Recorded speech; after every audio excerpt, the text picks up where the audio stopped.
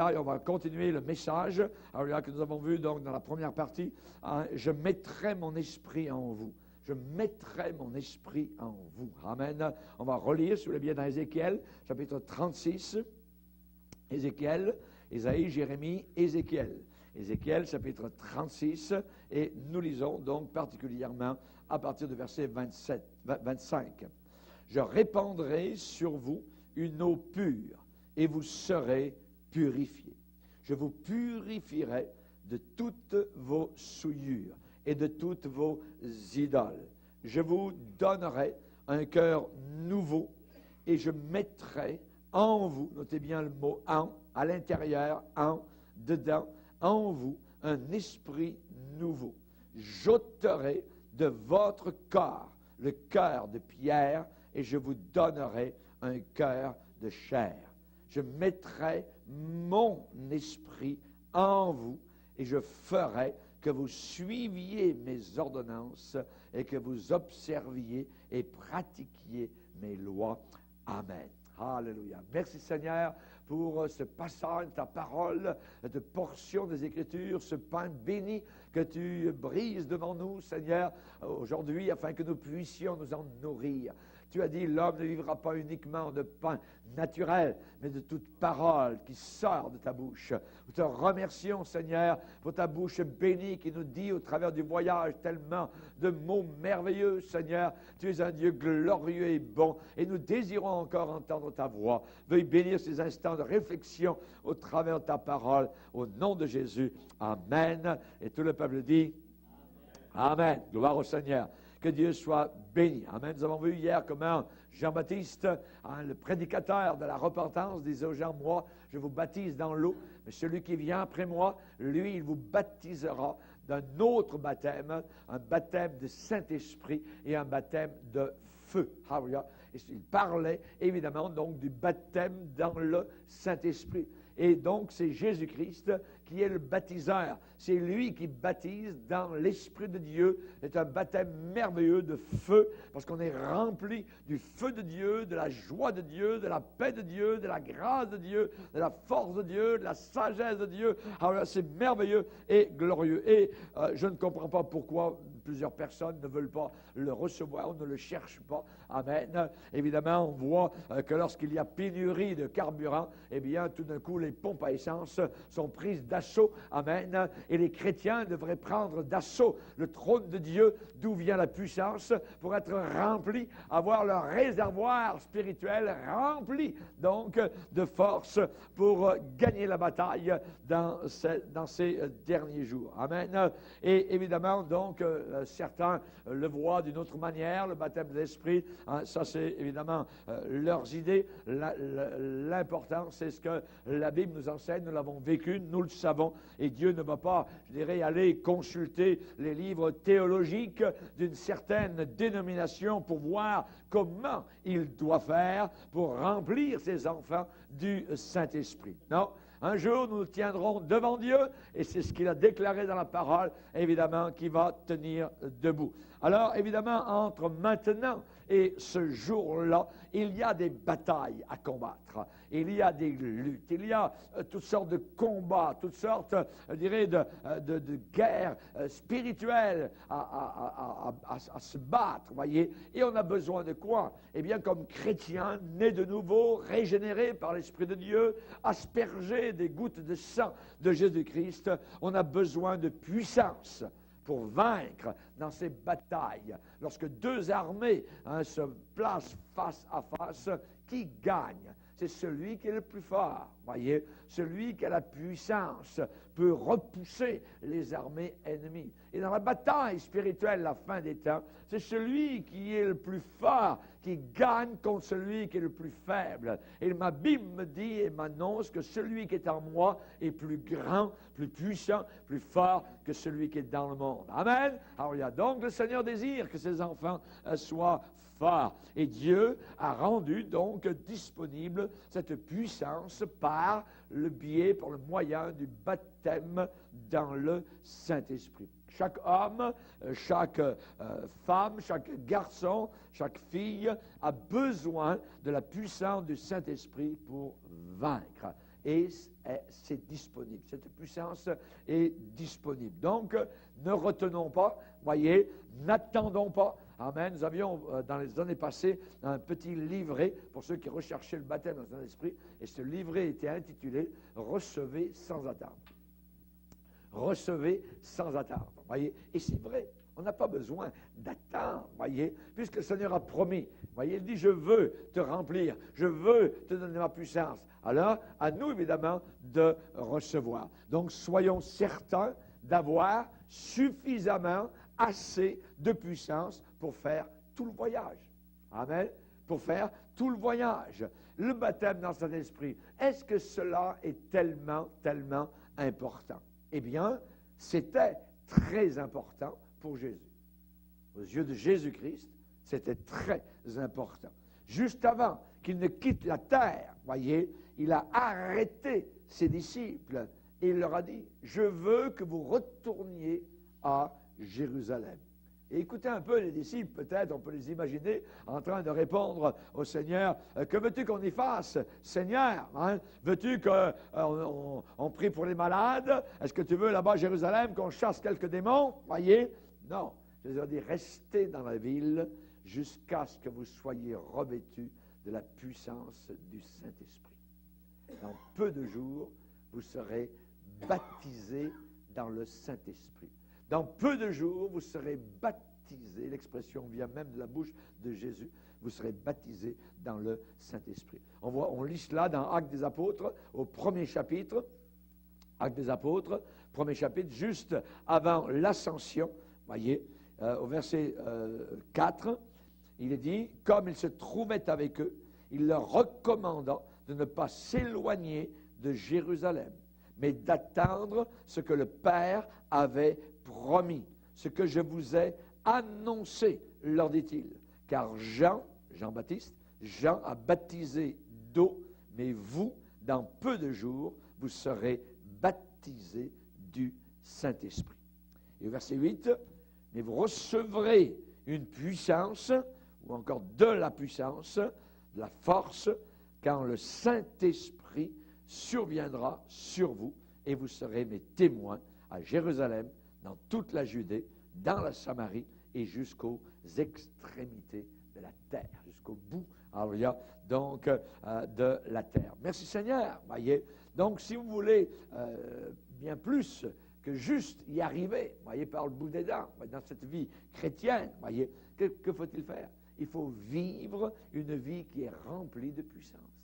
Il faut vivre une vie qui est remplie de puissance, une vie qui est remplie de force, et cette puissance vient de l'onction du Saint-Esprit.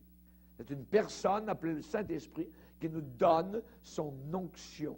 Cette puissance, elle vient sur nous, voyez. Donc, évidemment, la clé de cette puissance, c'est le baptême dans le Saint-Esprit. Le baptême dans le Saint-Esprit. Vous recevrez de la puissance, voyez. Ça veut dire un apport de puissance va venir vers vous. Vous recevrez, voyez. Donc, il faut être à la réception, voyez. Hein, pour recevoir, vous recevrez de la force quand le Saint-Esprit viendra sur vous. Évidemment, c'est pour chaque croyant, qui que vous soyez. Parce que l'apôtre Pierre, lorsqu'on lui a demandé des explications sur le baptême dans son esprit, le jour de la Pentecôte, hein, l'apôtre Pierre a dit, eh bien la promesse, cette promesse d'être baptisé dans son esprit, elle est pour vous, elle est pour vos enfants, elle est pour ceux qui sont au loin, en aussi grand nombre que le Seigneur va en appeler. Voyez, tous ceux qui sont appelés au salut sont des candidats pour recevoir le baptême dans le Saint-Esprit. C'est pour tout le monde, voyez. Aucune importance, voyez, je dirais même la dénomination à laquelle on est affilié. Le Saint-Esprit ne vient pas avec une dénomination en main, il vient avec de la force, il vient avec de la puissance, il vient avec un plongeon, un baptême dans le Saint-Esprit. C'est une expérience personnelle que chacun a le droit et l'obligation de recevoir. Amen. Et qu'est-ce que ça nous donne? Eh bien, ça nous donne quelque chose de très grand. Ça nous donne le Saint-Esprit, lorsqu'il vient sur nous, voyez, nous donne la puissance sur l'ennemi. Sur l'ennemi. Dans la bataille, je parlais de deux armées l'une contre l'autre, voyez. Eh bien, nous qui sommes remplis de l'Esprit, on repousse l'ennemi. Voyez, voici les miracles, dit Jésus, qui accompagneront ceux qui auront cru. Voyez, ils parleront en nouvelles langues et ils chasseront les démons. Voyez, quand vous chassez quelqu'un, vous avez le pouvoir sur lui. Il s'en va, il fuit. Voyez, et le Saint-Esprit, par le baptême dans le Saint-Esprit nous donne de la puissance sur l'ennemi. Le Seigneur a dit, voici, je vous ai donné le pouvoir de marcher sur les serpents, sur les scorpions, sur toute la puissance de l'ennemi, et rien ne pourra vous nuire. Amen. Alors, les disciples étaient tellement heureux, ils avaient été dans une tournée d'évangélisation, et ils sont revenus en disant, Seigneur, c'est merveilleux, hein, les démons nous sont soumis, les malades sont guéris, les lépreux, c'est formidable. Et Jésus a dit, oui, je voyais Satan tomber du ciel comme un éclair, mais ne vous réjouissez pas de ce que les démons vous sont soumis, mais réjouissez-vous de ce que vos noms sont inscrits dans le livre de vie. Et voici, ajoutait Jésus, je vous ai donné le pouvoir de marcher sur les serpents. Donc, les scorpions. Serpents, scorpions, c'est tous des symboles diaboliques, voyez, hein, de piqûres, de venin. Le serpent, c'est le symbole donc de Satan, voyez. Et je vous ai donné le pouvoir, la force de marcher dessus. Amen. D'écraser, de chasser, de détruire. Un des buts, donc, du baptême dans le Saint-Esprit, c'est de vous équiper dans la puissance pour résister et vaincre votre ennemi. Et souvent, on pense que les gens sont nos ennemis. Voyez? On pense que les gens sont nos ennemis. Non, non, pas du tout. Voyez? On peut avoir des ennemis parmi les gens, c'est vrai. Mais notre ennemi réel, derrière nos ennemis visibles, il y a un ennemi invisible qui s'appelle Satan. Voyez? Vous avez un ennemi. Un ennemi, voyez, on aimerait bien être ami avec tout le monde, aimer tout le monde, voyez, mais nous avons un ennemi qui s'appelle le diable. Et l'apôtre Paul explique cela justement aux Éphésiens en disant, nous n'avons pas à combattre contre la chair et le sang, c'est-à-dire contre les gens, contre les personnes. Ce n'est pas contre les personnes que nous combattons, voyez. Nous n'avons pas à lutter contre la chair et le sang, mais contre les dominations, contre les autorités, contre les princes de ce monde de ténèbres, contre les esprits méchants dans les lieux célestes. C'est pourquoi prenez toutes les armes de Dieu. Amen. Nous avons une arme formidable, un équipement formidable dans le baptême dans le Saint-Esprit. C'est un revêtement donc de puissance sur nos vies personnelles. L'apôtre Pierre a dit votre adversaire, le diable, voyez, votre adversaire, le diable, rôde autour de vous. Et évidemment, vous avez un seul ennemi qui s'appelle Satan. C'est vraiment lui, l'archi-ennemi. Et il peut venir vers vous sous beaucoup de formes.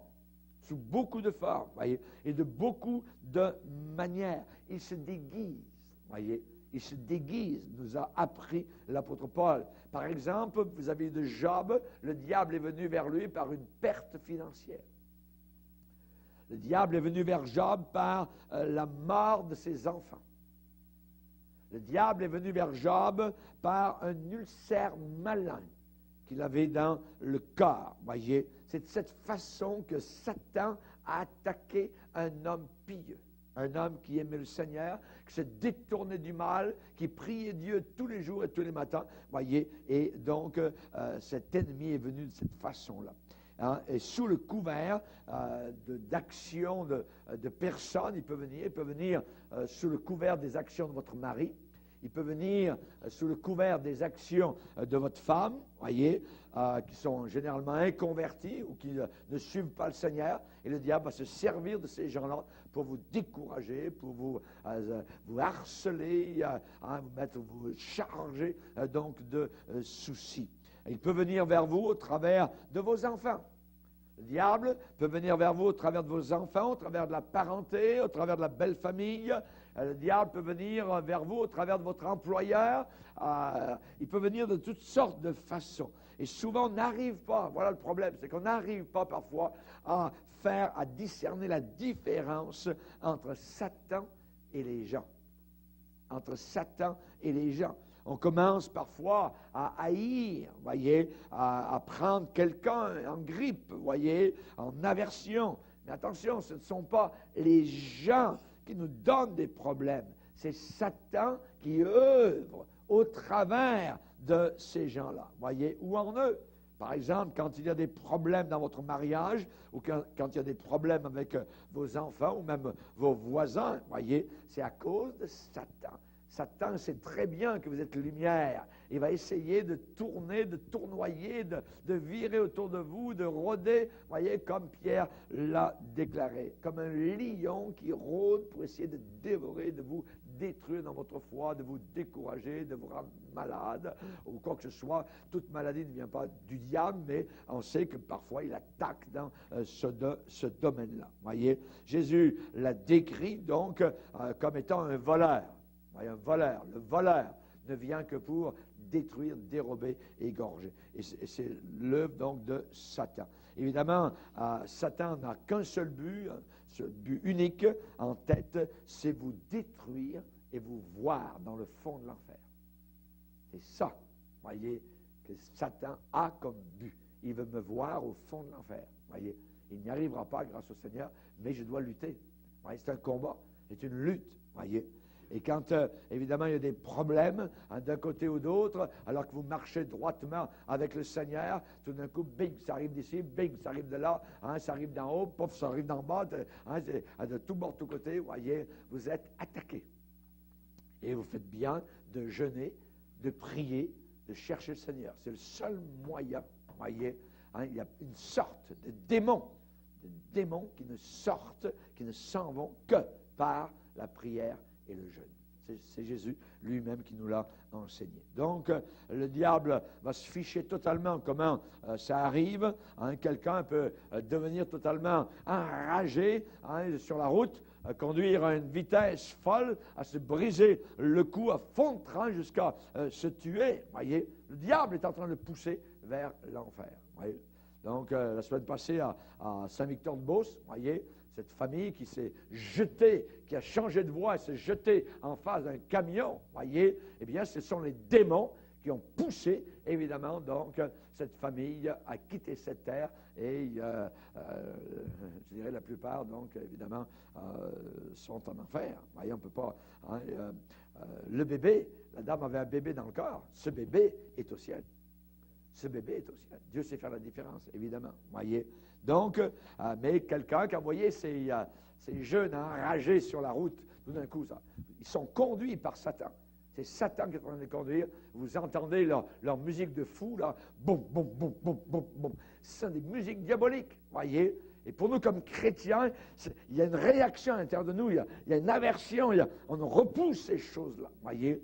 Évidemment, nous savons que le monde entier gît sous la puissance du diable. Voyez, le diable peut travailler, évidemment, au travers d'un alcoolique, d'un drogué, d'une prostituée, d'un homosexuel, de toutes sortes de ces personnes-là, de ces péchés-là, évidemment, donc pour les emmener vers l'enfer éternel. Et Satan utilisera n'importe quelle méthode qu'il peut pour vous détourner de Dieu.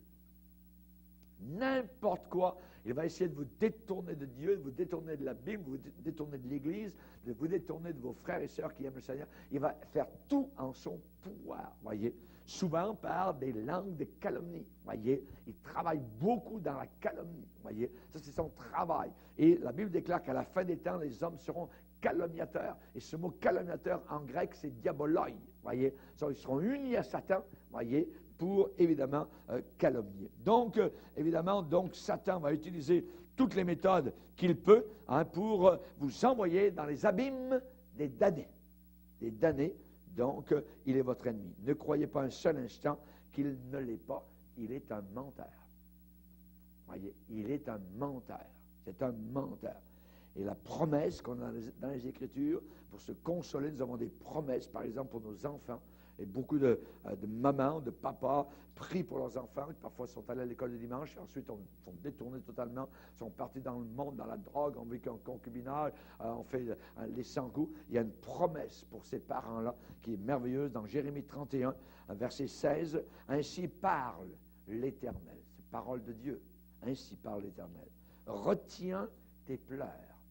Ça veut dire retiens tes pleurs. Pourquoi? Parce que tu pleures à cause de ce qui se passe dans ta famille, dans tes enfants. Retiens tes pleurs, retiens les larmes de tes yeux, car il y aura un salaire pour tes œuvres, dit l'Éternel. Ils reviendront du pays de l'ennemi. Ils reviendront du pays de l'ennemi. Il y a de l'espérance pour ton avenir, dit l'Éternel. Tes enfants reviendront dans leur territoire. Ce qui veut dire qu'actuellement, ils ne sont pas dans leur territoire, dans le territoire de Dieu. Ils sont dans le pays éloigné. Ils sont avec le fils prodigue. Ils ont du fun là-bas. Vous voyez, ils dissipent leur bien. Ils vivent dans la débauche. Mais la prière des parents qui sont derrière et qui prient a une grande efficacité. Et il ne faut pas se relâcher dans ce domaine-là. Retiens tes pleurs, dit le Seigneur. Retiens les larmes de tes yeux. Il y aura un salaire pour tes œuvres. Dieu va te récompenser. Voyez, ils reviendront. Ils, au pluriel, ils reviendront du pays de l'ennemi. Du pays de l'ennemi, de Satan. Il y a de l'espérance pour ton avenir, dit l'Éternel. Tes enfants reviendront dans leur territoire. Alléluia. Merci Seigneur. Amen. Satan ne vient pas toujours, évidemment, avec une pancarte, une grande pancarte en disant « Je suis ton ennemi ». Voyez? Non, non. Voyez, il vient souvent de façon rusée, de façon gentille, astucieuse. N'oublions pas dans Genèse 3 que le serpent était le plus rusé de tous les animaux des champs, qui symbolise évidemment Satan. Donc il vient très souvent de façon sournoise. Voyez, sournoise. Il ne vient pas face à face. Il vient de façon sournoise, et puis lentement, lentement, il vous amène dans son piège. Dans son piège. Voyez, on connaît l'histoire de la petite casserole. Voyez, avec la grenouille à l'intérieur. La casserole, on la met sur le feu, et on met à feu doux. Voyez, et la petite grenouille se balade dans l'eau, c'est très bien, c'est même de l'eau douce, et puis ensuite la personne augmente, et la pauvre grenouille va mourir littéralement dans l'eau bouillante parce qu'elle n'a pas sauté quand c'était le temps, et tranquillement, lentement, le diable travaille de la même façon. C'est très dangereux, voyez. C'est comme l'araignée avec la mouche. Vous avez vu l'araignée qui tisse? Voyez, qui tisse, elle tisse sa toile, voyez, une mouche arrive, et tout d'un coup, tchoc, vous voyez que la mouche est prise dans la toile de l'araignée. Amen. Donc, nous devons faire très attention, très, très attention. Voyez, parfois, le diable peut être tellement doux, il peut être tellement bonbon, voyez, tellement mignon, tellement sucré, voyez, que nous devons faire très attention. Vous vous rappelez l'histoire dans le livre des Proverbes au chapitre 7, où il y a justement la femme mauvaise, voyez, la femme mariée qui tend un piège à la vie précieuse. Et là, il est dit que c'est une histoire qui est racontée dans Proverbe 7, et là, j'étais à la fenêtre de ma maison, je regardais au travers de mon treillis, et j'aperçus parmi les fous, parmi les stupides, j'ai remarqué parmi les jeunes gens un garçon dépourvu de sens. Il passait dans la rue près de l'angle où se tenait une de ces étrangères. Et l'étrangère dans la Bible, c'est toujours la femme mauvaise, la femme donc pernicieuse, la femme perverse. Et il est dit que le jeune homme se dirigeait lentement du côté de sa demeure. Il n'a pas couru, il est allé lentement, tranquillement, voyez. Il l'a vu, il a pensé, il a réfléchi, elle l'a attiré, ainsi de suite. C'était au crépuscule pendant la soirée. Ensuite, la nuit est tombée, l'obscurité. Et voici, touc, il fut abordé par une femme ayant la mise d'une prostituée, la ruse dans le cœur. Comment ça finit l'histoire? La Bible dit, verset 25, que ton cœur ne se détourne pas vers les voies d'une telle femme. Ne t'égare pas dans ses sentiers, car elle a fait tomber beaucoup de victimes, et ils sont nombreux, tous ceux qu'elle a tués. Sa maison, c'est le chemin de l'enfer. Sa maison, c'est le chemin de l'enfer. Au moment où quelqu'un entre par là, il est en train d'entrer en enfer. Voyez, en enfer. C'est terrible, voyez. On se rappelle le roi Saül, voyez, pauvre roi Saül, à qui Dieu parlait au début, et ensuite il est allé consulter Satan, voyez. Et il a terminé au fil de sa propre épée, voyez. On se rappelle Samson, que Dieu avait appelé, ensuite il est allé jouer sur le sein des prostituées, voyez, il a terminé les 2 yeux crevés. On se rappelle de Judas, qui a entendu les prédications de Jésus, qui était à ses pieds, qui était assis dans l'église. Le prédicateur était le plus grand au monde, il s'appelait Jésus-Christ de Nazareth. Et cet homme-là a fini au bout d'une corde, pendu, avec son ventre ouvert. Et son âme en enfer. Vous voyez, on se rappelle Démas, il faisait partie de l'équipe d'évangélisation de l'apôtre Paul. Il a vu des malades guéris, il a prié, il a enseigné la justice.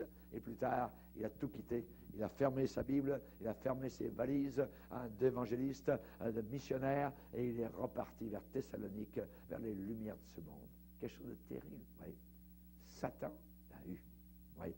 Tous ces gens-là, que ce soit Saül, Samson, Judas Iscariote, Démas, voyez, et beaucoup d'autres aujourd'hui, que vous avez connus peut-être, qui étaient assis à côté de vous dans les églises, voyez, et aujourd'hui sont complètement dans le monde, sont complètement donc à l'envers. Rappelons-nous que le diable est capable de se transformer en ange de lumière. En ange de lumière. Donc on a besoin de bien connaître notre ennemi, et Jésus a parlé des loups ravisseurs. Voyez, il veut nous ravir de la main donc de Jésus. Voyez. Alors, certains vont dire en entendant cela, pasteur, ça fait peur. Voyez, j'ai peur de confronter mon ennemi. Voyez. Mais ma Bible me dit que l'épée de l'esprit, celui qui est en vous est plus grand que celui qui est dans le monde. Amen. Hallelujah. Merci Seigneur. Chers amis, Jésus-Christ est venu sur terre. Et Jean l'apôtre va dire, le Fils de Dieu a paru afin de détruire les œuvres du diable. De détruire les œuvres du diable. Jésus a rencontré Satan face à face. Et il l'a vaincu. Amen. Comment cela? Il est écrit. Il est écrit. Il est écrit. Toujours la puissance de la parole de Dieu. Et Jésus l'a dit, retire-toi, Satan. Retire-toi, Satan. Jésus a donné sa vie, personne ne l'a enlevé, ni les Juifs, ni les pharisiens, ni Caïphe, ni Pilate.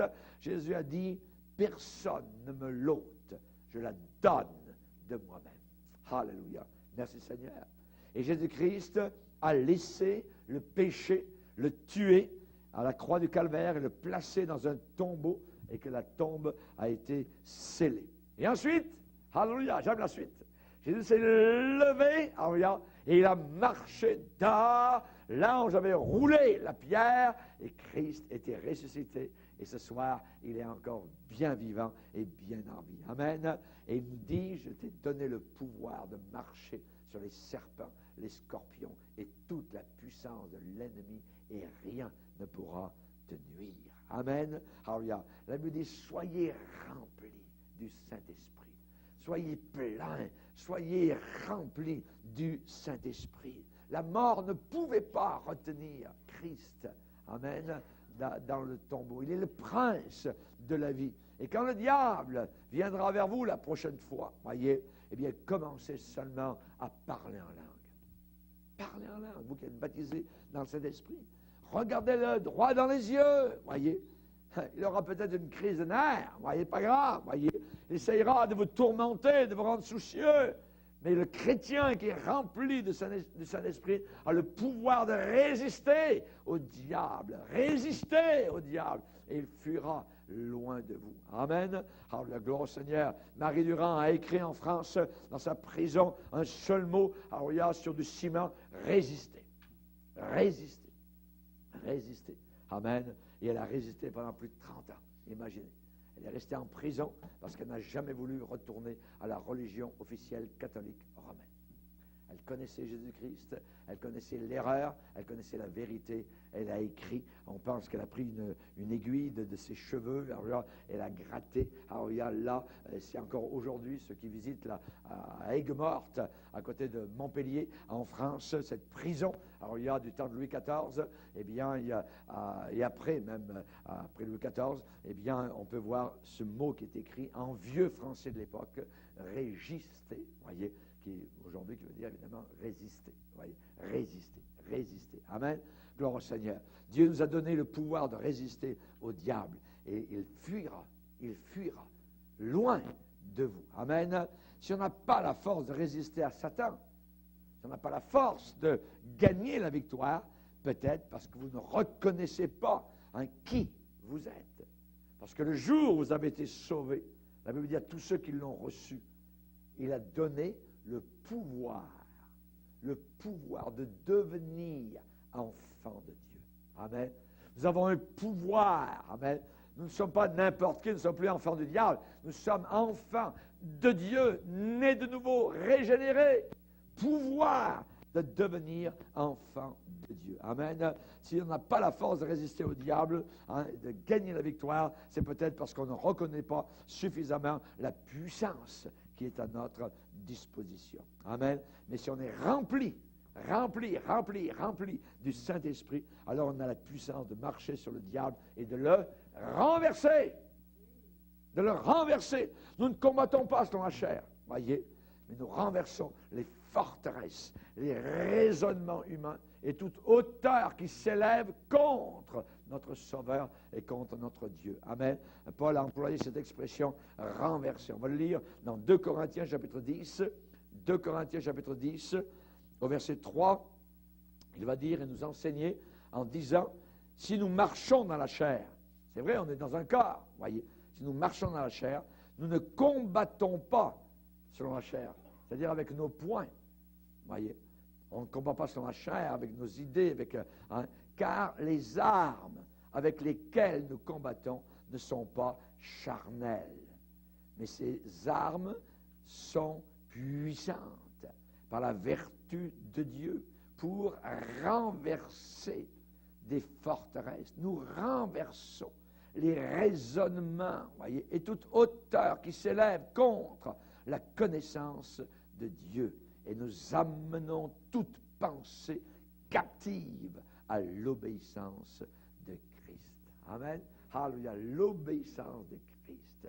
Nos pensées, on les amène à l'obéissance de Christ. Et un des bénéfices du baptême dans le Saint-Esprit, c'est de recevoir la puissance, donc pour retenir Satan, pour le faire fuir, pour empêcher, pour dévoiler ses stratagèmes, pour déranger, pour discerner, pour le garder toujours vaincu.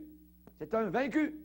Et il faut le garder vaincu. Amen. Alléluia. Gloire au Seigneur. Quand on est baptisé, rempli, immergé dans l'esprit de gloire, on reçoit de la puissance, de la force pour le vaincre et pour lui faire mordre la poussière. Pour lui faire mordre la poussière. Tu marcheras sur le serpent et le scorpion. Amen. Alléluia. Tu fouleras le lionceau. Amen. Que Dieu soit glorifié. Le glaive, pour se battre, il est écrit. Il a fallu simplement 3 phrases à Jésus-Christ, tirées de l'Ancien Testament, tirées du livre du Deutéronome, pour vaincre Satan. 3 phrases. On n'est pas obligé d'avoir des chapitres pour vaincre Satan, juste des bouts de phrases. Jésus avec 3 phrases. On va les lire. Deutéronome chapitre 6, verset 13. C'est la première parole que Jésus a donc annoncé à Satan quand il l'a vaincu. Tu craindras l'Éternel ton Dieu et tu le serviras. Toc, voyez. Quand Satan lui a dit, si tu te prosternes et m'adores, je te donnerai toutes ces choses, les royaumes du monde, leur gloire. Jésus lui dit, retire-toi Satan, car il est écrit, tu adoreras le Seigneur ton Dieu, tu le serviras lui seul. Où est-ce que Jésus a pris cette parole? Deutéronome chapitre 6, le verset 13. Tu craindras l'Éternel ton Dieu, tu le serviras. Amen. La deuxième parole, vous voyez, se trouve dans le Deutéronome chapitre 6 et le verset 16. Vous ne tenterez point l'Éternel votre Dieu. Oui. Quand le diable a transporté Jésus sur le haut du temple à Jérusalem, si tu es fils de Dieu, jette-toi en bas. Parce qu'il est écrit dans le psaume 91 que les anges te porteront sur les mains. Et Jésus a dit, il est aussi écrit, tu ne tenteras point le Seigneur ton Dieu. Où est-ce que Jésus a pris cette parole? Deutéronome chapitre 6, verset 16. Et ensuite, quand le diable a voulu donc lui faire changer les pierres en pain, Voyez, après 40 jours de jeûne et prière, la faim est revenue dans l'estomac de Jésus et la tentation a été forte. Jésus aurait pu le faire, il n'y avait pas de problème. Mais là, on voit que Jésus a résisté et a sorti le glaive devant Satan. Hein. L'homme ne vit pas de pain seulement, mais l'homme vit de tout ce qui sort de la bouche de l'Éternel. Deutéronome chapitre 8, verset 3. 3 phrases. Voyez, 3 phrases puissantes qui ont été la victoire de notre Seigneur Jésus-Christ. Amen. Gloire au Seigneur. Moi, la plus belle phrase, vis-à-vis de ce domaine-là dans la Bible, elle se trouve dans Apocalypse, chapitre 20 et le verset 10. Et le diable qui les séduisait fut jeté dans l'étang de feu et de soufre, et il sera tourmenté jour et nuit au siècle des siècles. Amen et amen et amen. Amen. Alléluia, gloire au Seigneur. Pendant que nous serons bénis au siècle des siècles, joyeux, heureux, dans la présence du Père, en compagnie de Jésus, alléluia, et par la puissance du Saint-Esprit. Que Dieu soit béni. Amen. Déjà 9 heures, on va terminer par la prière. Amen. Merci Seigneur. Merci Seigneur. Alléluia. Seigneur, nous voulons te bénir, nous voulons te glorifier. Et nous te demandons que la puissance de l'Esprit continue à demeurer sur nos cœurs. Te prions, Seigneur, que nous puissions exercer ces langues merveilleuses, Seigneur. Tu nous as donné lors du baptême puissant dans le Saint-Esprit. Alléluia. Merci pour cette prière dans l'Esprit, Seigneur. Nous voulons continuer, Seigneur, à te bénir. Nous voulons continuer à être immergés, plongés, comme Paul nous l'a dit dans l'Épître aux Éphésiens. Soyez remplis du Saint-Esprit. Alléluia. Nous voulons continuer à demeurer remplis de ton merveilleux Saint-Esprit. Aide-nous à nous exhorter, Seigneur. Aide-nous à chanter, à louer ton nom, à glorifier ta parole, Seigneur. Et nous te remercions, Seigneur, car tu nous dis comment rester remplis dans le Saint-Esprit. Eh bien, en nous entretenant par des psaumes, en nous entretenant par des hymnes, en nous entretenant par des cantiques spirituels, en nous entretenant, en chantant, en célébrant de tout notre cœur les louanges du Seigneur, en rendant continuellement grâce pour toutes choses à Dieu le Père, au nom de notre Seigneur Jésus-Christ, et en nous soumettant les uns aux autres dans la crainte de Christ. Amen et amen. Merci Seigneur. Alléluia. Pour ces moments merveilleux, bénis Seigneur tous ceux et celles qui ont entendu ce message, et que nous puissions demeurer remplis, Seigneur, du Saint-Esprit, en repoussant l'ennemi, en marchant sur les puissances diaboliques. Au nom de Jésus, amen. Et tout le peuple dit, amen. Amen. Gloire à Dieu.